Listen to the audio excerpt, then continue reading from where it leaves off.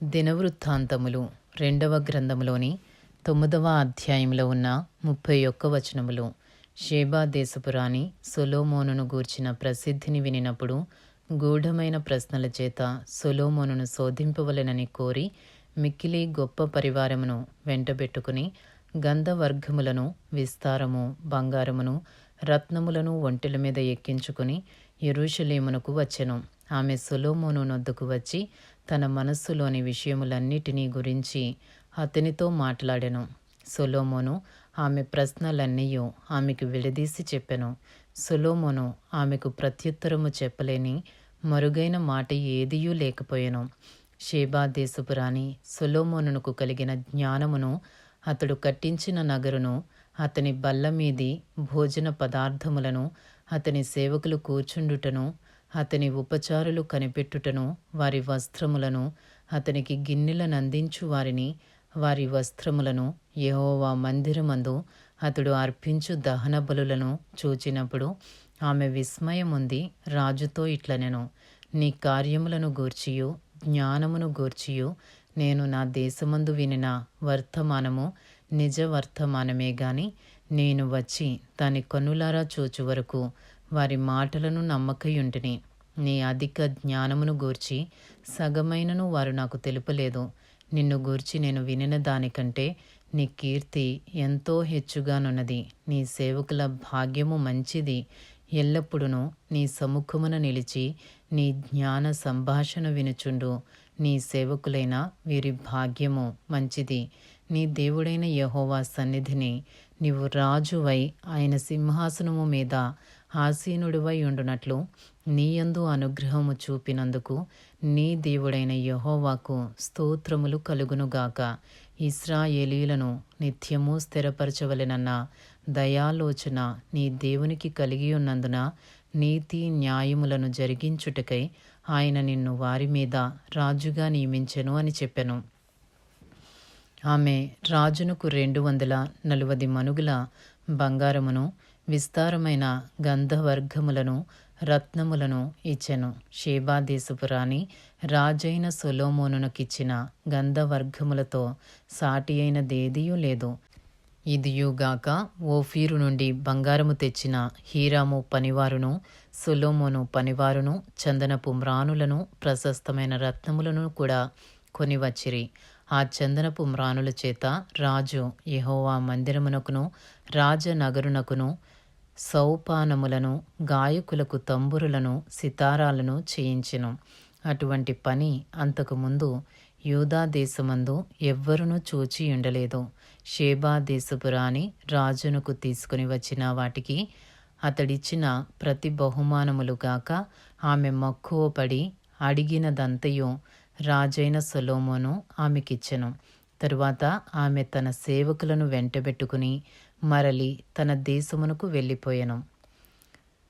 దినవృత్తాంతములు 2వ గ్రంథములోని 9వ అధ్యాయంలో ఉన్న 13వ వచనము నుండి.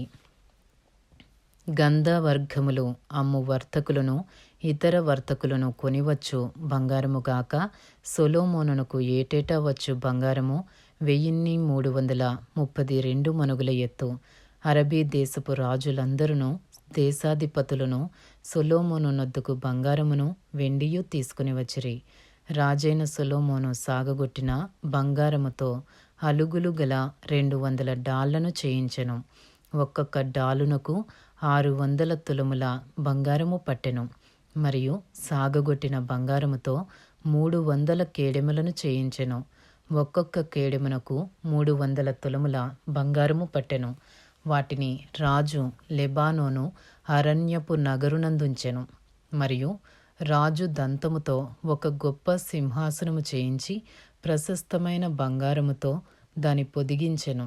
ఆ సింహాసనమునకు దానితో కలిసియున్న 6 బంగారపు సోపానములను, సింహాసనమునకు కట్టియున్న బంగారపు పాదపీఠమును ఉండెను.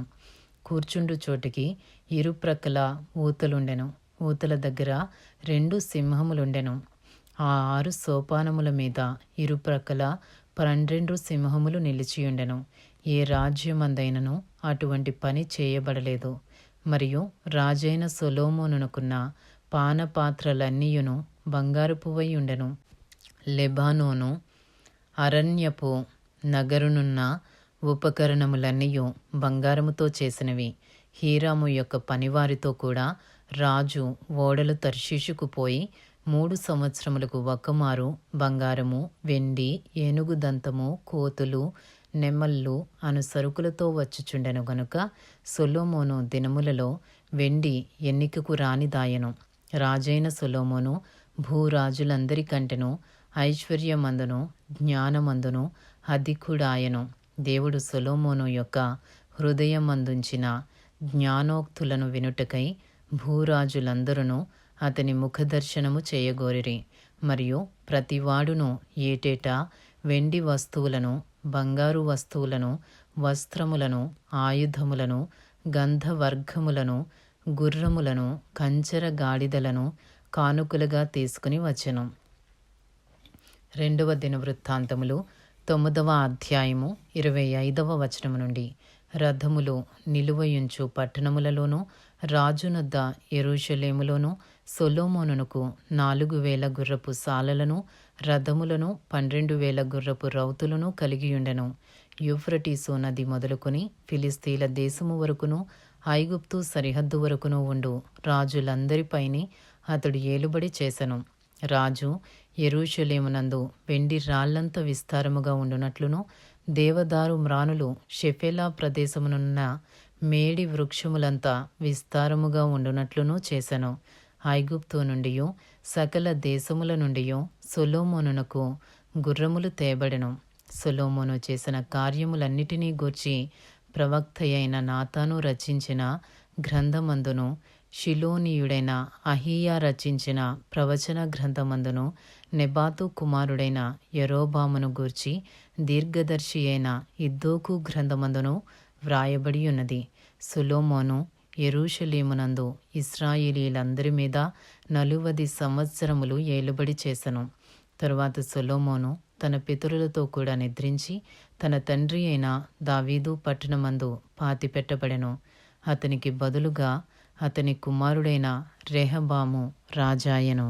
ఇంతటితో దినవృత్తాంతములు 2వ గ్రంథములోని 9వ అధ్యాయంలో ఉన్న 31 వచనములు పూర్తి చేయబడినవి.